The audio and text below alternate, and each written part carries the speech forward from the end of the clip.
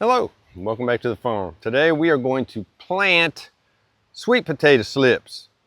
Now, if you've never grown sweet potatoes, they're pretty easy, and you can certainly get a whole lot of them if you kind of sort of pay attention to what you're doing. So let's look at what we got here. These are the slips that just came in. They came in from Steel Sweet Potato Company. That's where we always get our slips from. You know, at the first of the year, I ordered, 50 plants, 100 plants, whatever we need for that particular year. They sent them to me about the right time to plant. Now, this is the end of April. So, as the weather changes here in the Mid-South, that may or may not be a problem as I get these things in. We have had a half-inch of rain last night. We're having about 50-mile-an-hour winds. It's about 85 degrees. And where I'm about to plant them, at least the surface piece of it is dry. So we're going to give it a shot. We're supposed to have thunderstorms and, the tornadoes and all the other good stuff that goes on around here off and on all week. So I really need to get them in. So we're going to put them in and see what happens. We're growing Georgia Jets and Covington varieties. I got 50 plants here, and we're going to put them in. These are our tools. That's the Hatfield Planter. We'll see how it does this year. There's my string and sticks. And this is my Dibble Wheel. Now, as you can see, we have ample space. This has not been planted yet, although it'll be planted probably in the next 2 weeks, all of it. So this is the big part of our garden, and so hopefully we'll get this thing going relatively quickly. First thing I'm going to do, run a straight line. Now, I've talked about this before. Because we use a tractor for most of our cultivation, as well as a couple different wheel hoes, it's extremely important that you keep the row straight. If you get a plant or a row out of kilter and you drive your tractor down through there, you tear out half of what you've done. So it's important to have a straight row, hence string and stick. So let's go ahead and put these in.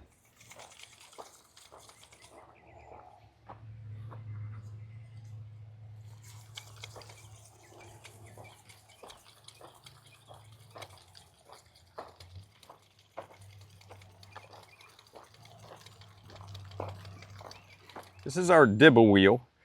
And what a Dibble Wheel does, quite simply, is it punches holes in the ground. In this case, we are going to space our sweet potatoes at 24 inches apart. Hence, the Dibble Wheel pops a hole in the ground every 24 inches. When that happens, that's where I know where to put the sweet potatoes. Now, if I didn't have a Dibble Wheel, and for years we didn't, that means I'm crawling on the ground with a 2x4 that's at 24 inches, marking my holes and planting. I'm getting a little too old for that. So let's run the Dibble Wheel and see what we can get into.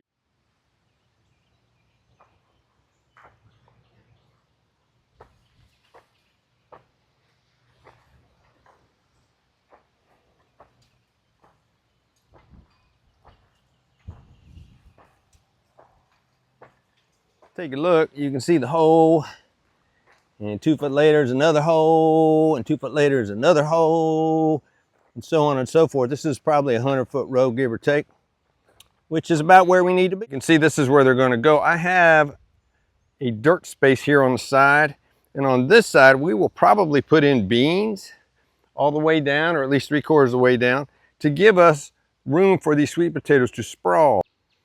Now that my holes are marked, I can go ahead and move my string up so that I can go through and use my Hatfield Planter. This thing, the way it works is you drive it into the ground, and when it's in the ground, there's a little door at the bottom. If you can see that or not, but it opens and closes. So you drive it into the ground with the door closed. You step on it, it's got a little foot pad. You open up the little door, drop in this case, your sweet potato, and pick it up and go to the next one. Now, with that said, if your soil conditions are not just right, and today we're dealing with iffy soil conditions, this could get exciting. Anyway, we'll see.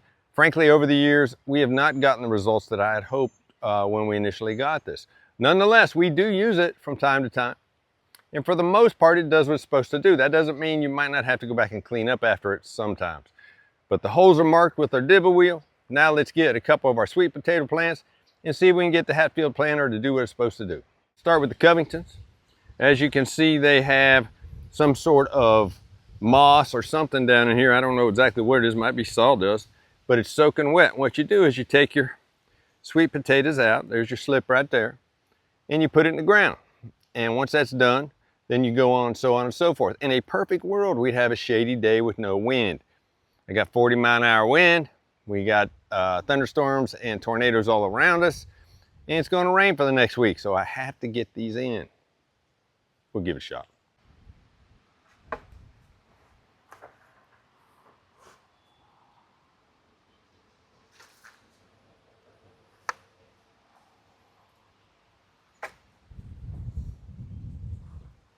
Let's try another one.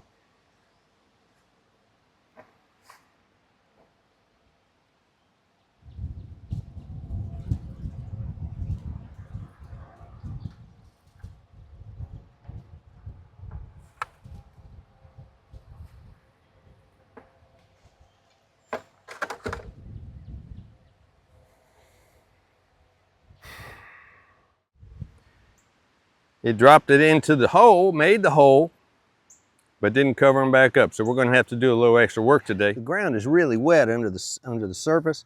And I think the Hatfield Planter probably would have done a lot better if things were completely dry, but they're certainly not. It's just surface dry, but I got to get the sweet potatoes in because of the weather. So it's what we got to work with today.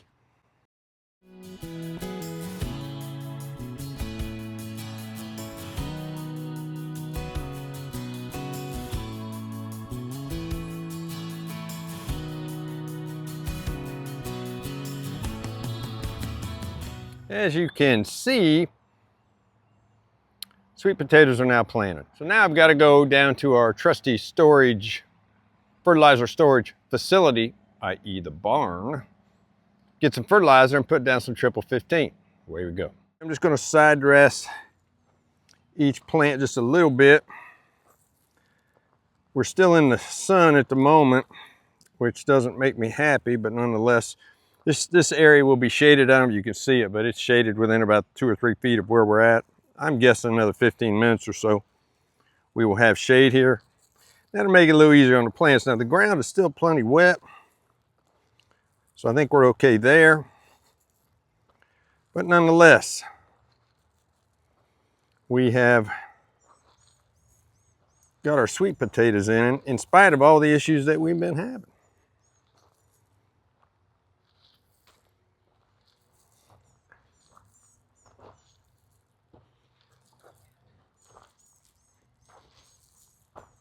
Let's take a minute and talk about what we got done today. We got our sweet potato slips in. They've been here on the farm maybe a couple of days. The rows are straight. The plants are evenly spaced. The plant depth is a little off. Now, the soil conditions are not exactly right for the Hatfield Planter.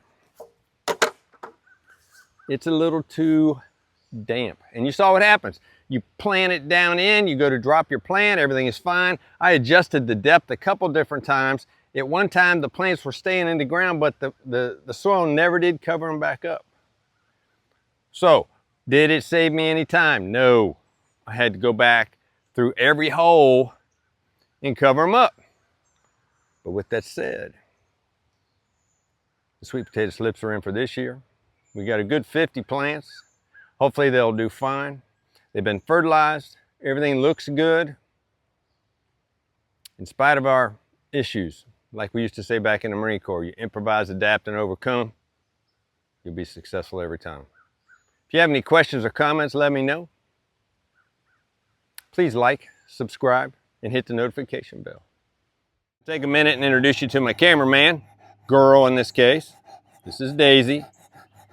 Good farmer's never without a great companion. You okay? There's my girl. Until next time, I'll see you down at the barn.